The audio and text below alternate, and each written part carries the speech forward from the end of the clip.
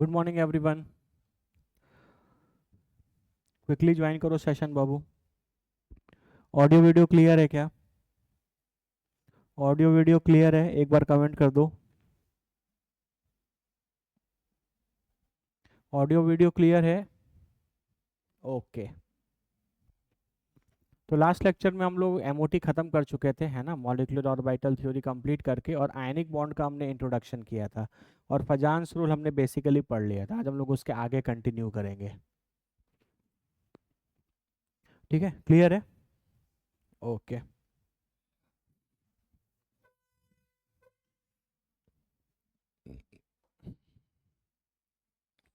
तो हमारा जो पहला टॉपिक है वो है फैक्टर्स अफेक्टिंग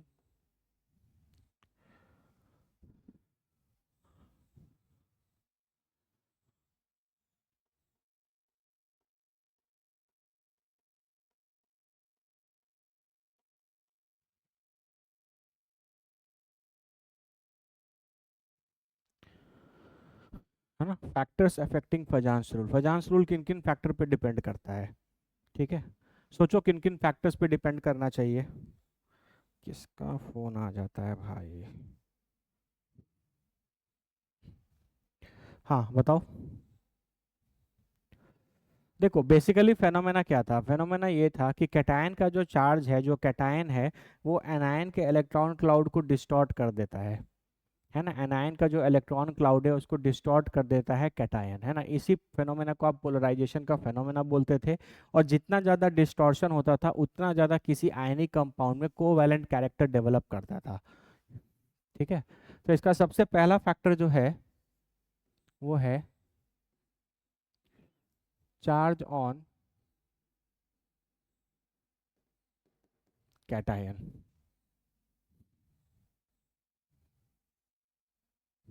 ठीक है, इसका सबसे पहला जो फैक्टर है उसको हम लोग बोलते हैं चार्ज ऑन कैटायन। तुम सोचो, कैटायन का जो चार्ज है ये जितना ज़्यादा होगा उतना पोलराइजिंग पावर ऑफ कैटायन क्या होगा? ज़्यादा होगा। अगर किसी कैटायन के पास ज़्यादा चार्ज है यानी उसकी पोलराइजिंग पावर ज़्यादा है, वो और ज़्यादा इलेक्ट्रॉन्स को खींचेगा अपने तरफ। एक मिनट, हेलो। क्लास कर रहे थे, बोलिए।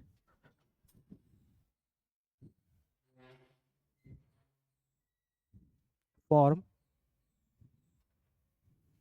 रजिस्ट्रेशन का फॉर्म ना? ठीक है ठीक है।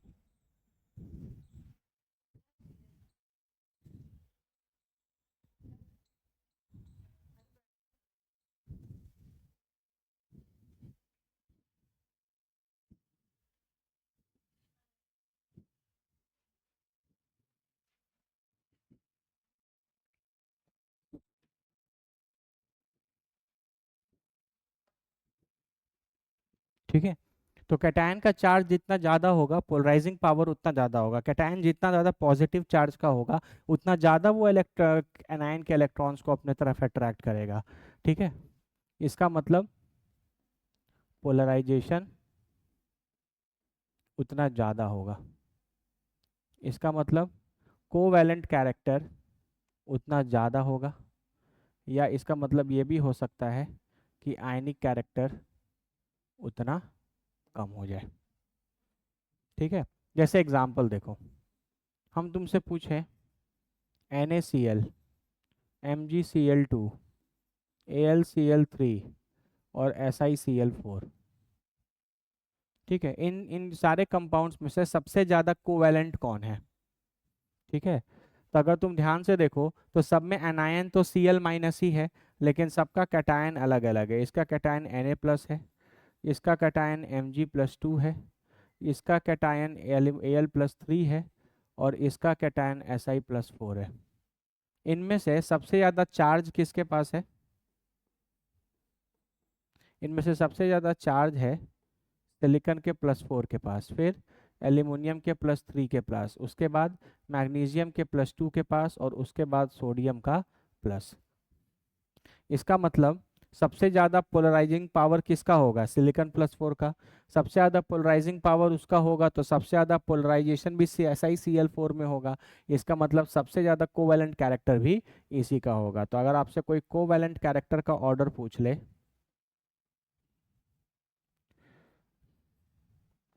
कोवैलेंट कैरेक्टर का ऑर्डर पूछ ले, तो आप बोलोगे सबसे ज़्यादा SiCl4 है, फिर AlCl3 है, फिर MgCl2 है, और लास्ट में NaCl है। या अगर आप सबसे ज़्यादा आयनिक ऑर्डर पूछ ले कि सबसे ज़्यादा आयनिक कौन है, तो बदल जाएगा, चीज़ें पलट जाएगा। NaCl सबसे ज़्यादा आयनिक होगा, फिर MgCl2, फिर AlCl3, और लास्ट में SiCl4। क्योंकि इसमें सबसे ज़्यादा कोवैलेंट कैरेक्टर होगा, क्योंकि इसका कैटायन का सबसे ज़्यादा पोलराइजिंग पावर है, सबसे ज़्यादा पोलराइजेशन इसमें होगा, तो सबसे ज़्यादा कोवैलेंट कैरेक्टर इसमें होगा। लास्ट क्लास में मैंने सारे बेसिक कॉन्सेप्ट्स आपको एक्सप्लेन कर दिए थे। अगर वो कॉन्सेप्ट्स आपको याद हैं तो आपको ये फैक्टर बहुत अच्छे से समझ में आ जाएगा। ठीक है।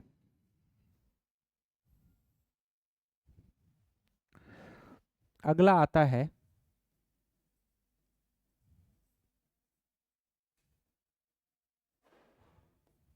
Size of cation.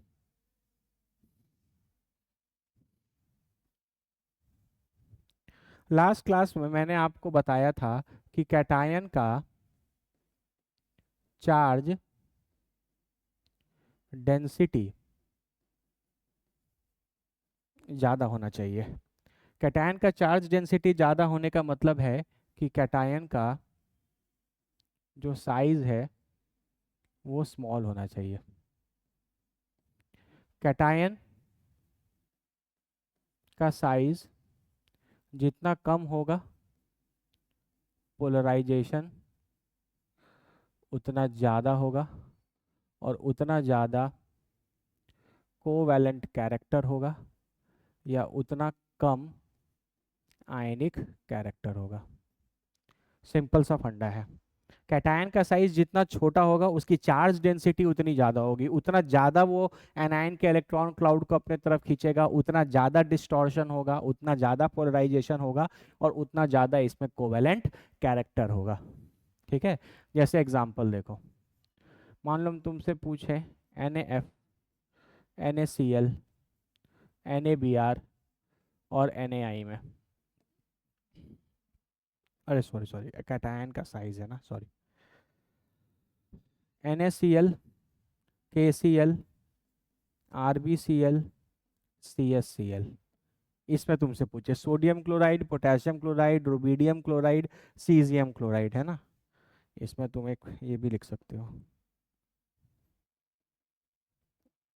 LiCl, है ना। तो अब तुम यहाँ पे ध्यान से देखो तो सबका जो एनायन है वो तो Cl- है, तो वो फैक्टर तो सभी में लगेगा। लेकिन सबका कैटायन की बात करें अगर हम, तो Li+, फिर Na+, फिर K+, फिर Rb+, और फिर सीजियम पे प्लस। ठीक है। अगर तुम ध्यान से देखो तो तुम सबसे पहले पहला फैक्टर चेक करो। पहला फैक्टर क्या बोलता है? Charge on cation. तो चार्ज तो सभी पे सेम है। अगर चार्ज अलग अलग होता तो जिसका चार्ज ज़्यादा होता उसका पोलराइजिंग पावर ज़्यादा होता, लेकिन चार्ज तो सभी पर है। डिफरेंस किस चीज़ का है? साइज का। अगर साइज का ऑर्डर देखा जाए तो सबसे बड़ा है सीजियम+, फिर Rb+, फिर K+, फिर Na+, और फिर Li+। ठीक है। तो यानी जितना अब Li+ का साइज सबसे छोटा है, मतलब इसकी चार्ज डेंसिटी सबसे ज़्यादा होगी। इसकी चार्ज डेंसिटी सबसे ज़्यादा होगी तो ये सबसे ज़्यादा डिस्टॉर्ट करेगा एनायन को, सबसे ज़्यादा पोलराइजेशन इसमें होगा, तो सबसे ज़्यादा कोवैलेंट कैरेक्टर भी Li में होगा। तो अगर आपसे कोवैलेंट कैरेक्टर का ऑर्डर पूछे तो सबसे आएगा LiCl, फिर NaCl, फिर KCl, फिर RbCl, और लास्ट में CsCl। अगर यही आयनिक का पूछ ले तो उलट हो जाएगा। सबसे ज़्यादा CsCl, फिर RbCl, फिर KCl, फिर NaCl और सबसे लास्ट में LiCl। ठीक है, तो दो फैक्टर डिस्कस हो गए, charge on cation and charge size of cation. Cation के दोनों प्रॉपर्टी, दोनों फैक्टर्स डिस्कस हो गए। जितना ज़्यादा कैटायन का चार्ज होगा उतना ज़्यादा पोलराइजेशन होगा, उतना ज़्यादा कोवेलेंट कैरेक्टर आएगा। जितना छोटा कैटायन का साइज होगा उतना ज़्यादा पोलराइजेशन होगा, उतना ज़्यादा कोवेलेंट कैरेक्टर आएगा, है ना। तो आप शॉर्ट ट्रिक में कैटायन से रिलेटेड दो बातें ध्यान में रख सकते हो। कैटायन का चार्ज जितना ज़्यादा हो और साइज जितना छोटा हो, दोनों से कोवेलेंट कैरेक्टर उतना ज़्यादा हो जाएगा। बोलो क्लियर है? चलो आगे देखो। अब आता है साइज ऑफ एन आयन।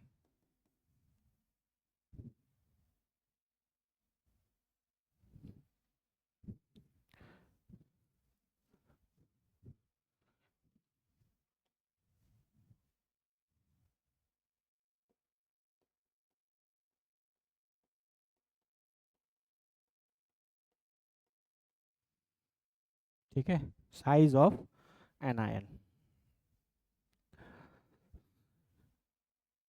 देखो थोड़ा बात को समझना है, देखो यहाँ पे जैसे डायग्राम से थोड़ा समझो। ये कैटायन है और ये अनायन है, ये कैटायन है और ये अनायन है।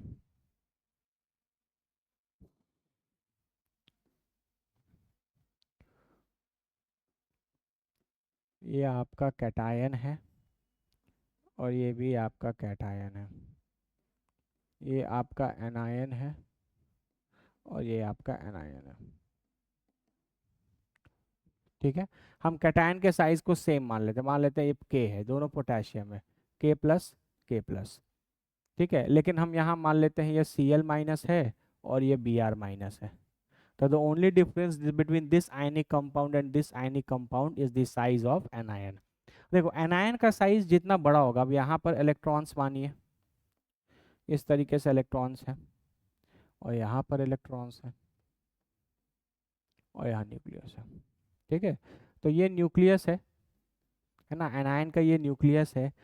अब ये जो पोटेशियम का ये जो कैटायन है, ये इस इलेक्ट्रॉन को अपने तरफ डिस्टॉर्ट करने की कोशिश करेगा, अपने तरफ खींचने की कोशिश करेगा, है ना। तो क्योंकि यहाँ पर जो न्यूक्लियस है वो इस इलेक्ट्रॉन से ज़्यादा डिस्टेंस पर है, क्योंकि साइज बड़ा है तो ये रेडियस ज़्यादा है ना। तो इलेक्ट्रॉन और इस न्यूक्लियस के बीच का डिस्टेंस ज़्यादा है, तो ये वाला जो न्यूक्लियस है ये इन इलेक्ट्रॉन्स को कस के अट्रैक्ट करके अपने पास स्ट्रांगली अट्रैक्ट करके नहीं रखेगा, जिसके कारण ये कैटायन का जो डिस्टॉर्शन है वो थोड़ा सा ज़्यादा होगा। जबकि यहाँ पर देखो इस न्यूक्लियस और इन इलेक्ट्रॉन्स के बीच का डिस्टेंस कम है, तो एज कंपेयर टू नीचे ऊपर वाले में न्यूक्लियस और इलेक्ट्रॉन के बीच में अट्रैक्शन ज़्यादा लगेगा। अगर ये न्यूक्लियस इन इलेक्ट्रॉन्स को कस के अट्रैक्ट करके रखेगा तो यहाँ पर डिस्टॉर्शन क्या होगा, कम। तो आप बोल सकते हो कि यहाँ पे डिस्टॉर्शन क्या होगा, ज़्यादा, और यहाँ पे डिस्टॉर्शन होगा कम, है ना। तो यही कॉन्सेप्ट निकल कर आया, साइज ऑफ एन आयन जितना ज़्यादा होगा पोलराइजेशन उतना ज़्यादा होगा, कोवैलेंट कैरेक्टर उतना ज़्यादा आएगा। ठीक है, समझ में आ रहा है? जैसे तुमसे क्वेश्चन में पूछेगा LiCl, LiF, LiCl, LiBr और Lii में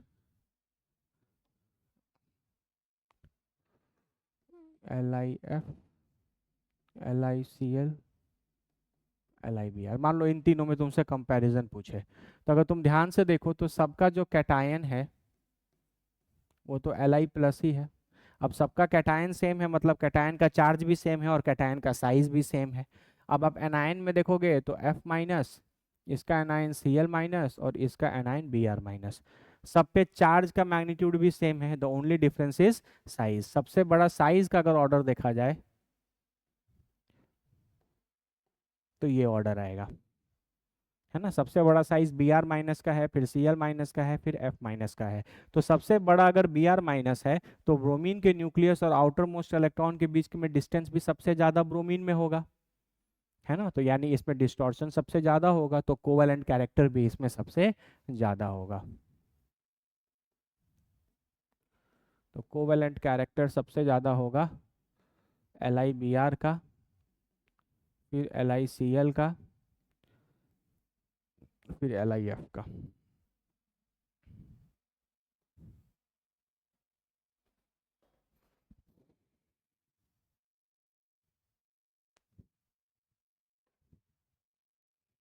बोलो क्लियर है या नहीं क्लियर है। ठीक है, तो ये आपका तीसरा फैक्टर है। अब आता है चौथा factor, charge on anion.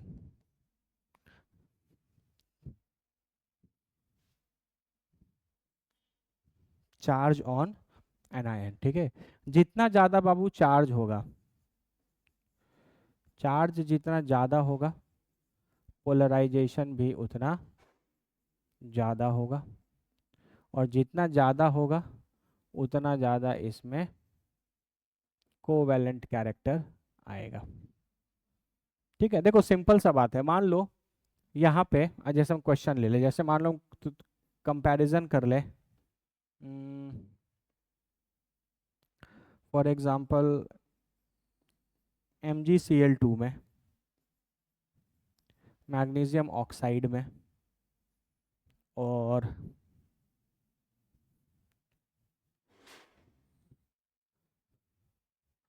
Magnesium nitride में। ठीक है, ये क्वेश्चन आ गया आपके सामने। अगर आप ध्यान से देखो तो सब में कैटायन तो Mg+2 ही है ना। कैटायन तो सबका सेम ही है। लेकिन अगर एनायन की बात की जाएगी, ठीक है, अगर एनायन की बात करें तो इसका एनायन है Cl-, इसका एनायन है ऑक्सीजन पे 2-, और इसका एनायन है नाइट्रोजन पे 3-। है ना, इसका जो है वो नाइट्रोजन पे 3-, इस तरीके का है। ठीक है, Cl- ऑक्सीजन पे माइनस, नाइट्रोजन पे 3-। तो देखो कि एनायन का चार्ज किस सबसे ज़्यादा इसमें है, तो जिसमें सबसे ज़्यादा चार्ज होगा उसमें, इस एनायन में और इस एनायन में और मैग्नीशियम के कैटायन में जो अट्रैक्शन है वो क्या होगा, सबसे ज़्यादा होगा। तो अगर इसमें अट्रैक्शन सबसे ज़्यादा होगा तो डिस्टॉर्शन भी सबसे ज़्यादा होगा, पोलराइजेशन भी सबसे ज़्यादा होगा। इसका मतलब सबसे ज़्यादा कोवैलेंट कैरेक्टर भी इसी में होगा। तो अगर आपसे कोई ऑर्डर पूछ ले कोवैलेंट कैरेक्टर का, तो सबसे ज़्यादा होगा मैग्नीशियम नाइट्राइड में,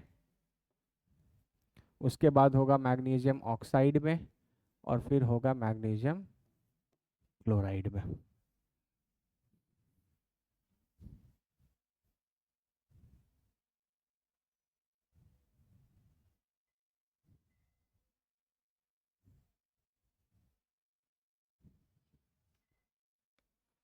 ठीक है, आयनिक कैरेक्टर पूछ ले तो इसका उल्टा कर देना। अब बहुत सिंपल होते बाबू ये सब। MgCl2, फिर MgO, फिर Mg3N2। ठीक है, तो अगर एनायन के लिए तुमको की पॉइंट बनाना पड़े तो चार्ज भी ज़्यादा और साइज भी बड़ा, दोनों दोनों चीज़ अगर इंक्रीज करेगा तो कोवैलेंट कैरेक्टर इंक्रीज करेगा। अच्छा, है ना। कैटायन में उल्टा था, कैटायन में चार्ज ज़्यादा होना चाहिए लेकिन साइज छोटा होना चाहिए। और एनायन की कहानी बहुत सिंपल है, एनायन में चार्ज भी ज़्यादा हो और साइज भी बड़ा हो तो डिस्टॉर्शन ज़्यादा होगा, ज़्यादा कोवैलेंट कैरेक्टर आएगा, और वो कंपाउंड उतना लेस आयनिक होता चला जाएगा। पहले तुम इन 4 फैक्टर्स को पहले बेसिक अच्छे से देख लो एग्जाम्पल्स के साथ, फिर हम तुमको 5वां फैक्टर पढ़ाएंगे जो बड़ा इंपॉर्टेंट है। ठीक है, एक बार देख लो इसको।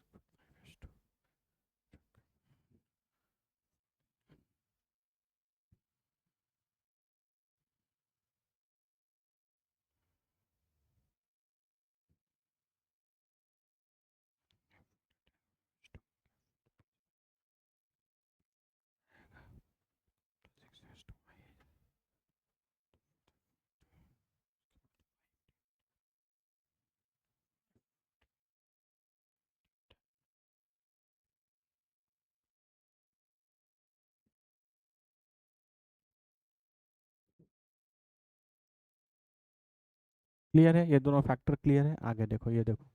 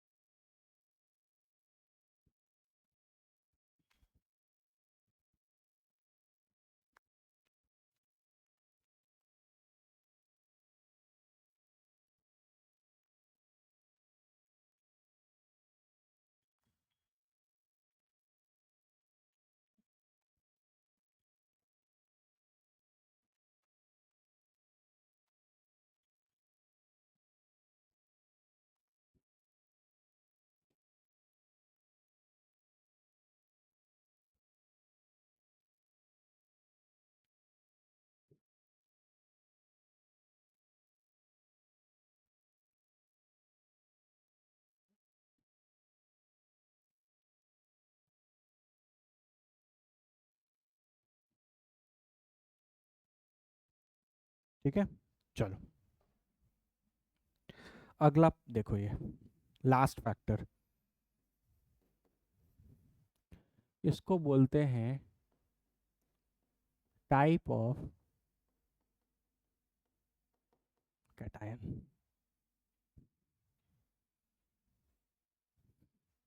ठीक है, टाइप ऑफ कैटायन। ठीक है, फजांस रूल के हिसाब से, है ना, फजांस रूल के हिसाब से कैटायन को 3 कैटेगरी में हमने डिवाइड किया है। एक को हम लोग बोलते हैं इनर्ट गैस कॉन्फ़िगरेशन,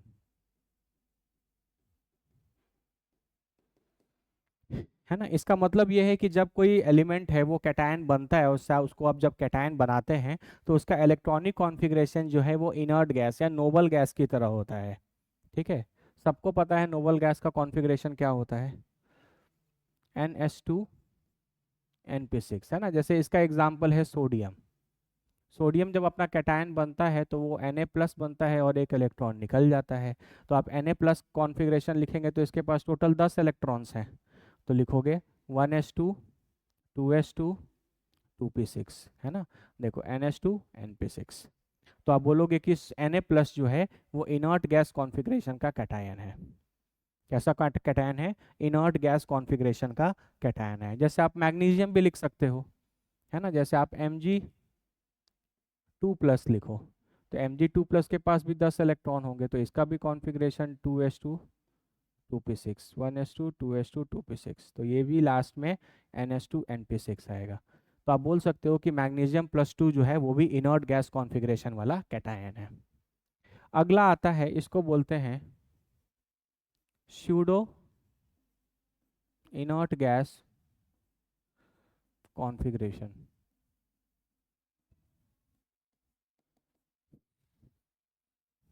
ठीक है, pseudo inert gas configuration. Pseudo inert gas configuration ये क्या है? इसका कॉन्फ़िगरेशन होगा NH2 NP6 एंड ND10।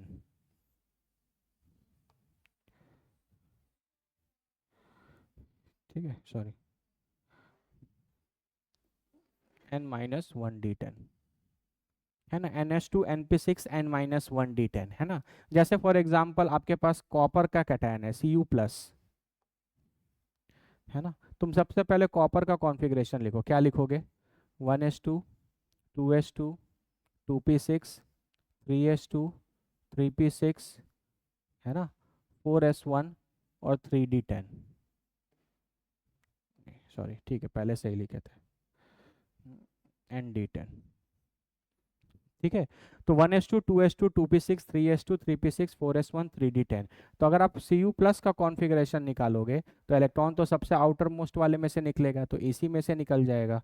तो 1s2 2s2 2p6 3s2 3p6 और लास्ट में बचेगा 3d10। तो लास्ट वाला ये देखो, दिस इज NH2 NP6 और ND10।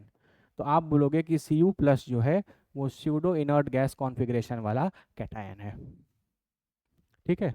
अब कॉपर के ही नीचे क्या क्या आता है? Cu प्लस के नीचे Ag प्लस आता है, Ag प्लस के नीचे Au प्लस आता है, तो ये सारे हो जाएंगे स्यूडो इनर्ट गैस कैटायन।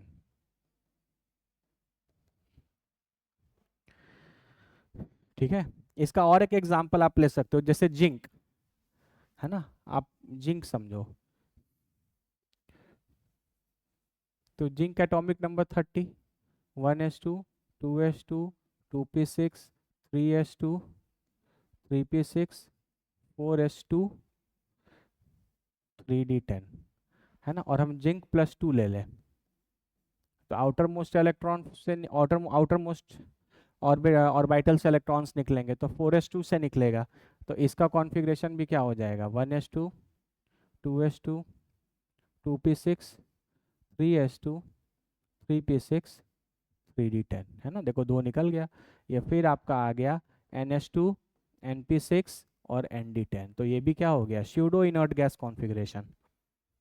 ठीक है। अब जैसे जिंक प्लस 2 हो गया, इसके नीचे कैडमियम आता है तो Cd+2 हो गया, इसके नीचे मरकरी आता है तो Hg+2 हो गया। ये सारे जो कैटेगरी हो गए, ये आपका कौन सा कैटेगरी हो गया? स्यूडो इनर्ट गैस कॉन्फ़िगरेशन वाला कैटेगरी है, स्यूडो इनर्ट गैस कैटायन, है ना। ये टाइप्स ऑफ कैटायन बता रहा है। कैटायन तो हमेशा इलेक्ट्रॉन को निकाल कर ही बनेगा। Hello, hello, hello.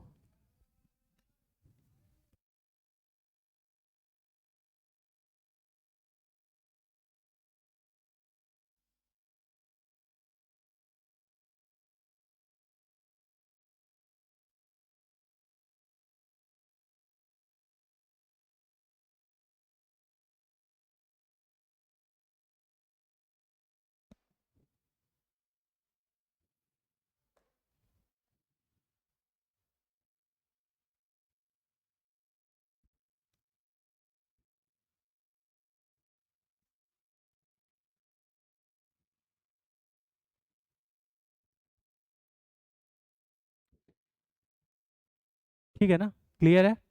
चलो, तीसरा कैटेगरी होता है नॉन इनर्ट गैस कॉन्फ़िगरेशन,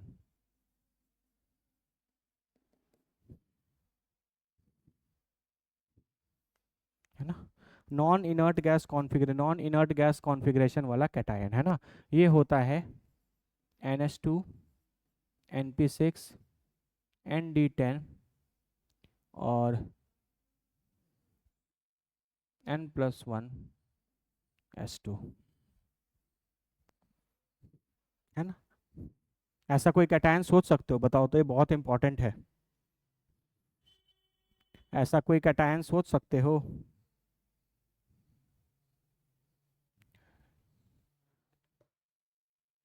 बोलो बोलो। देखो, इसके तीन कैटायंस हो सकते हैं, Tl+, lead+2, है ना। एक ले लो पहले, उसके बाद बताएंगे, है ना। थैलियम, लेड, बिस्मथ, है ना, ये सब चीज़।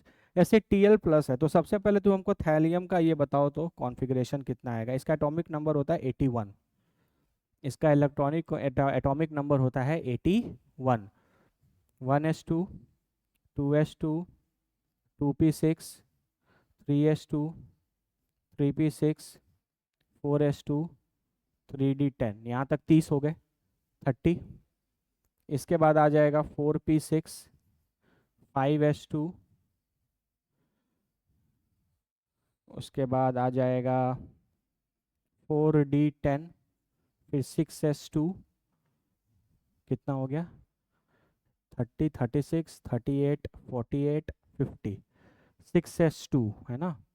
6s2 के बाद आ जाएगा 5p6, नहीं, 6s2 के बाद आ जाएगा 4f14, 4f14 के बाद आ जाएगा 5,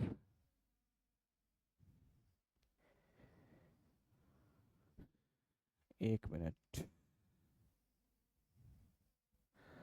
4D10 के बाद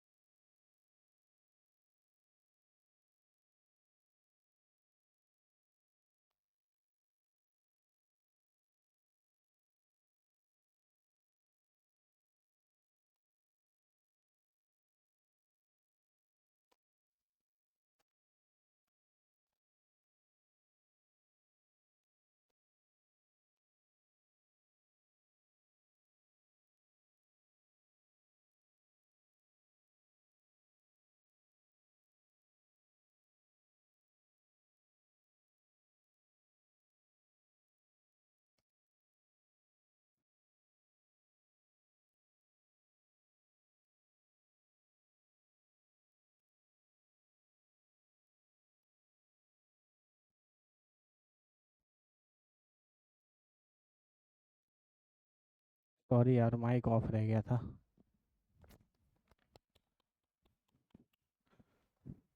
देखो कुछ नहीं है, हम लोग ये टॉपिक पढ़ रहे थे जिसका नाम है इनर्ट पेयर इफेक्ट। ठीक है, इनर्ट पेयर इफेक्ट देखा जाता है पी ब्लॉक एलिमेंट्स में। कौन से ग्रुप में? ग्रुप 13 से लेके ग्रुप 15 तक में।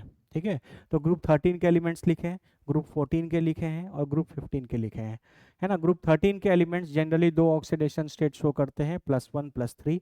ग्रुप 14 वाले दो ऑक्सीडेशन स्टेट शो करते हैं, +2 +4।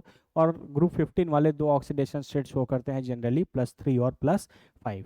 जनरली क्या होता है कि अगर आपके पास हाइयर ऑक्सीडेशन स्टेट है तो वो ज़्यादा स्टेबल होता है ना, generally higher oxidation states are more stable. लेकिन ग्रुप 13 14 15 में थोड़ा सा डिफरेंट बिहेवियर है, इसीलिए इनको अलग कैटेगरी, अलग टॉपिक में पढ़ते हैं जिसका नाम है इनर्ट पेयर इफेक्ट। ठीक है, ग्रुप 13 से 15 तक में क्या होता है, जैसे जैसे आप ऊपर से नीचे आते जाएंगे तो लोअर ऑक्सीडेशन स्टेट जो है वो ज़्यादा स्टेबल होता है ना। आपको ये चीज़ देखना है सिर्फ इन तीनों ग्रुप्स के सबसे लास्ट वाले एलिमेंट में, थैलियम में, लेड में और बिस्मथ में। तो थैलियम का +1 +3 में हाइयर ऑक्सीडेशन स्टेट ज़्यादा स्टेबल होना चाहिए था जनरली जो होता है, लेकिन यहाँ +3 से ज़्यादा स्टेबल +1 होता है। सिमिलरली लेड में +2 और +4 में +2 ज़्यादा स्टेबल होता है, और बिस्मथ के +3 और +5 में बिस्मथ +3 ज़्यादा स्टेबल होता है ना। ये प्रॉपर्टी है, क्यों होता है ऐसा रीज़न हम बता देंगे, बहुत सिंपल सा रीज़न है, लेकिन ये पॉइंट आपको ध्यान में रखना है। जब भी क्वेश्चन थैलियम का, लेड का और बिस्मथ का आएगा तो समझ जाना कि ये क्वेश्चन पक्का इनर्ट पेयर इफेक्ट का है, और यहाँ पर स्टेबिलिटी जो है वो लोअर ऑक्सीडेशन स्टेट्स की ज़्यादा होती है as compare to higher oxidation states की। ठीक है, तो अब अगर यहाँ पर देखा जाए तो उसी चीज को मैंने यहाँ पर लिखा है कि Tl+ is more stable than Tl+3, लेड+2 इज मोर स्टेबल देन लेड+4 एंड बिस्मथ+3 इज मोर स्टेबल देन बिस्मथ+5। इसी प्रॉपर्टी को आप बोलते हो इनर्ट पेयर इफेक्ट। ठीक है, तो अब तुमसे क्वेश्चन पूछ सकता है कि बताइए कि Tl+3 किस टाइप का एजेंट है, ये ऑक्सीडाइजिंग एजेंट है या रिड्यूसिंग एजेंट है। तो तुमको समझ ही में नहीं आएगा कि भाई इसमें अब एजेंट वेजेंट कहाँ से आ गया, तो कॉन्सेप्ट से चलेंगे। देखो Tl+3 अगर तुम्हारे पास है तो तुमको पता है कि ये अनस्टेबल है। कोई भी चीज़ किस फॉर्म में रहना चाहता है, अपने मोस्ट स्टेबल फॉर्म में रहना चाहता है, तो थैलियम जो है वो +3 से ज़्यादा स्टेबल प्लस में रहेगा। तो तुम बताओ कि तुम Tl+3 को Tl+1 में कैसे कन्वर्ट कर सकते हो। दो इलेक्ट्रॉन अगर तुम इसमें ऐड कर दोगे तो दो पॉजिटिव चार्ज कम हो जाएगा, तो यानी Tl+3 दो इलेक्ट्रॉन गेन करके Tl+1 बनाएगा। तो यहाँ पर इसका ऑक्सीडेशन स्टेट कितना है, +3, यहाँ पर इसका ऑक्सीडेशन स्टेट कितना है, +1। तो ऑक्सीडेशन स्टेट +3 से +1 मतलब घट गया, तो आप बोलोगे कि Tl+3 का क्या हो गया, रिडक्शन। और आपको पता है जिसका रिडक्शन होता है वो कौन सा एजेंट होता है, ऑक्सीडाइजिंग एजेंट होता है। सिमिलरली आपसे पूछेगा कि लेड+4 ऑक्सीडाइजिंग एजेंट है या रिड्यूसिंग एजेंट है ना। तो लेड+4 दो इलेक्ट्रॉन गेन करेगा तो लेड+2 बनाएगा, क्यों? क्योंकि लेड+2 लेड+4 से ज्यादा स्टेबल है, ये अपने आप को लेस स्टेबल से मोर स्टेबल की तरफ ले जाने की कोशिश करेगा। तो यहाँ पे भी इसका ऑक्सीडेशन स्टेट +4 से +2 हो गया, इसका मतलब यहाँ पे भी इसका क्या हो गया, रिडक्शन हो गया, या वैसे भी गेन ऑफ इलेक्ट्रॉन रिडक्शन होता है। ठीक है, तो यहाँ पर इसका Pb+4 का क्या हुआ, रिडक्शन। और अगर इसका रिडक्शन हो रहा है तो ये किसके, कौन सा एजेंट हो गया, ऑक्सीडाइजिंग एजेंट। सिमिलरली Bi+5 भी आपका किसकी तरह बिहेव करेगा, ऑक्सीडाइजिंग एजेंट की तरह बिहेव करेगा। ठीक है, एक और टाइप का क्वेश्चन जो इसमें पूछ सकता है वो ये है कि Y Tli3 do not exist, है ना। Y Tli3 do not exist, Tli3 क्यों एग्जिस्ट नहीं करता है, या Tli3 आप इस रिएक्शन से क्यों नहीं बना सकते, है ना। तो अगर आप ऐसा सोचो कि हम Tl+3 ले लें और यहाँ I- ले लें तो 3 पॉजिटिव और 3 I- या कंबाइन होकर Tli3 बनाकर दे देगा, तो ये रिएक्शन पॉसिबल नहीं है। क्यों नहीं पॉसिबल है, सुनो। I- जो है वो एक रिड्यूसिंग एजेंट होता है। तुम इनऑर्गेनिक केमिस्ट्री में बहुत बार रिएक्शंस में I- आएगा, जहां जहां बाबू I- आता है वो रिड्यूसिंग एजेंट की तरह बिहेव करता है, मतलब सामने वाले को रिड्यूस करता है और खुद क्या होगा, ऑक्सीडाइज। तो I- ऑक्सीडाइज होकर I2 में बन जाएगा, और I- अगर किसी रिएक्शन में इन्वॉल्व है तो वो सामने वाले को रिड्यूस कर देगा। तो अगर तुम इस रिएक्शन को देखो तो यहाँ I- इन्वॉल्व है, और ये किसकी तरह बिहेव करेगा, रिड्यूसिंग एजेंट की तरह। तो वो किसको रिड्यूस कराएगा, सामने वाले को। Tl+3 रिड्यूस होना चाहेगा, बिल्कुल चाहेगा Tl+3 रिड्यूस होना, क्योंकि Tl+3 अनस्टेबल है, उससे ज़्यादा स्टेबल Tl+ है। तो ये क्या करेगा, इससे दो इलेक्ट्रॉन गेन करके अपने आप को Tl+ बना लेगा।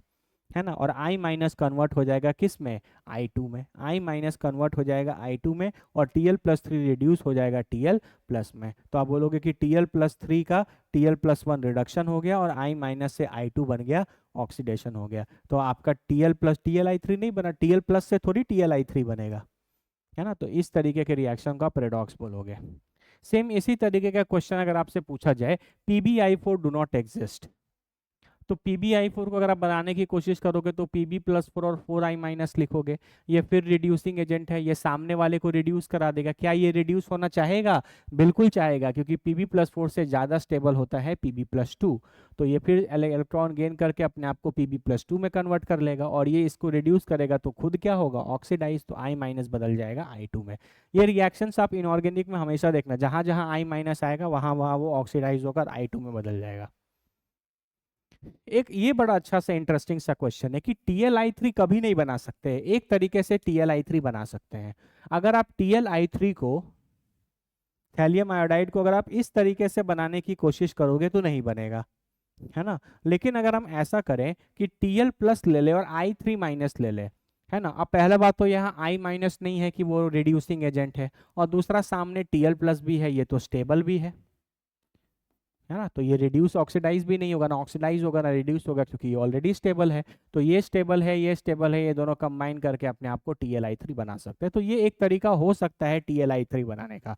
लेकिन आप इस तरीके से सोचोगे कि हमको Tli3 बनाना है, तो हम इसको आयनिक बॉन्ड की तरह देखें तो ये Tl+3 है, +3i- है, इन दोनों को कंबाइन करके ये बना ले, तो ये रिएक्शन फेवरेबल नहीं है। ये एक रेडॉक्स रिएक्शन हो जाएगा जिसका प्रोडक्ट ये बनेगा। ठीक है। सॉरी, वो माइक ऑफ रह गया था, मेरा मिस्टेक है। फोन आ रहा था, किसी से बात कर रहे थे, ये हो गया था। ठीक है, बाकी तो तुमको समझा ही दिया सारा कुछ। ये वाला चीज हो गया था ना पहले, है ना। ये वाला चीज तो हम ऑलरेडी एक्सप्लेन कर चुके थे यहाँ पर। ठीक है, नहीं भी होता है तो हम एक बार बता देते हैं, शायद यहीं से मिस हुआ था। ये मैंने देखो थैलियम का कॉन्फ़िगरेशन लिखा है, ठीक है। जब तुम थैलियम+ का कॉन्फ़िगरेशन लिखोगे तो तुम एक इलेक्ट्रॉन निकालोगे सबसे आउटर मोस्ट वालों में से। इन सब में से सबसे आउटर मोस्ट है 6p, तो वो एक इलेक्ट्रॉन निकल जाएगा। यहाँ पे मैंने आपको एक बात बताया है जो मैंने आपको क्वांटम नंबर में भी बताया था। जब आप ग्राउंड स्टेट में किसी का इलेक्ट्रॉनिक कॉन्फ़िगरेशन लिखते हैं तो एनर्जी का बेसिस होता है n+l रूल। लेकिन जब आप Tl+ का कॉन्फ़िगरेशन लिखेंगे तो ये ग्राउंड स्टेट कॉन्फ़िगरेशन नहीं है ना। तब यहाँ पर एनर्जी का बेसिस होता है सिर्फ सेल का नंबर, है ना। जिसके सेल का नंबर कम उसकी एनर्जी कम, जिसका सेल का नंबर ज़्यादा उसका एनर्जी ज़्यादा। तो देखो यहाँ पर मैंने सारा कुछ जो अरेंज किया है वो सेल के बेसिस पर किया है। किसके बेसिस पर किया है? सेल के बेसिस पर किया है। 1 हो गया, फिर 2 हो गया, फिर थर्ड सेल, फिर फोर्थ सेल, फिर फिफ्थ सेल, फिर सिक्स्थ सेल, ऐसे करके, है ना। तो लास्ट में तुम देखोगे यहाँ पर कि लास्ट में जो Tl+ का कॉन्फ़िगरेशन आ रहा है वो 5s2, 5p6, 5d10 और 6s2, ये in general ns2, np6, nd10 और n+1s2 आ रहा है। इस तरीके का कॉन्फ़िगरेशन अगर कभी किसी मेटल कैटायन का आता है तो आप उसको बोलते हो non inert gas configuration of the metal cation. तो टाइप ऑफ मेटल कैटायंस के बेसिस पर ये तीन तरीके के मेटल कैटायंस हो सकते हैं। एक ऐसा कैटायन जिसके पास इनर्ट गैस कॉन्फ़िगरेशन हो, एक ऐसा कैटायन जिसके पास सूडो इनर्ट गैस कॉन्फ़िगरेशन हो, और एक ऐसा कैटायन जिसके पास नॉन इनर्ट गैस कॉन्फ़िगरेशन हो। ठीक है। अब यहाँ पर अगर पोलराइजिंग पावर देखी जाए अलग अलग तरीके के कैटायंस की, तो नॉन इनर्ट गैस कॉन्फ़िगरेशन वाले कैटायंस की पोलराइजिंग पावर सबसे ज़्यादा होती है, फिर सूडो इनर्ट गैस वालों की, और फिर इनर्ट गैस वालों की। ठीक है, सिंपल है। तो जितना ज़्यादा पोलराइजिंग पावर रहेगा उतना ज़्यादा कोवेलेंट कैरेक्टर रहेगा। ठीक है, और उतना कम क्या होगा, आयनिक कैरेक्टर हो जाएगा। तो उसी के बेसिस पर ये कुछ सिंपल सिंपल क्वेश्चंस थे, इसको आप आराम से कर सकते हो। ठीक है, एक बार बाबू इसको अच्छे से देख लो, फिर हम आगे बढ़ते हैं।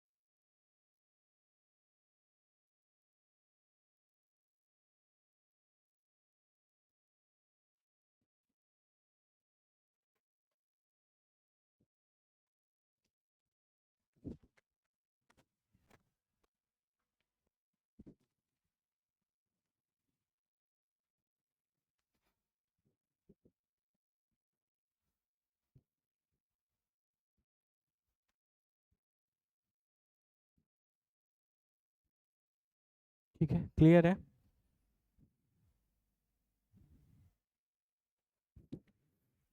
तो आज यहीं वाइंड अप करते हैं ना, थोड़ा एक काम से बाहर जाना है इसलिए क्लास बीच में रोक रहे हैं।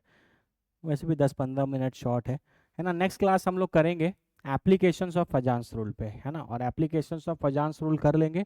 उसके बाद आपका ये पूरा चैप्टर केमिकल बॉन्डिंग खत्म। एक लेक्चर और लगेगा, कोशिश करेंगे नेक्स्ट लेक्चर में पूरा केमिकल बॉन्डिंग खत्म कर लेने का, है ना। बीच में थोड़ा सा साउंड वो चला गया था तो मैंने दोबारा रिपीट कर दिया है, ठीक है, तो आप प्लीज़ उसको एक बार फिर से देख लेना। ठीक है, कोई दिक्कत? चलो मिलते हैं नेक्स्ट क्लास में, थैंक यू।